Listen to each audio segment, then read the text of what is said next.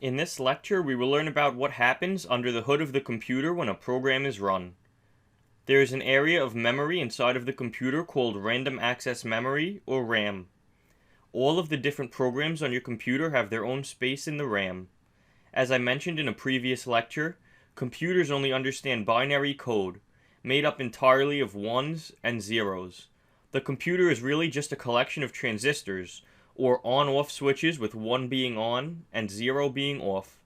The code that we write has to be converted multiple times before the computer can understand it. When we write a program in Python, for example, the computer does several things. First, it translates the Python source code into assembly language.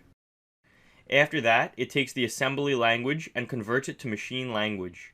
Then it takes the machine language and converts that to binary code, ones and zeros.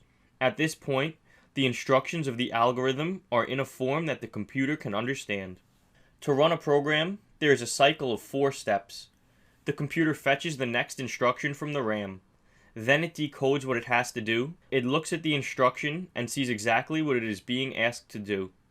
Then the instruction is executed, meaning that the task is carried out. Finally, the result will be stored. The process then repeats. After the store step, the next instruction is fetched, and the cycle continues.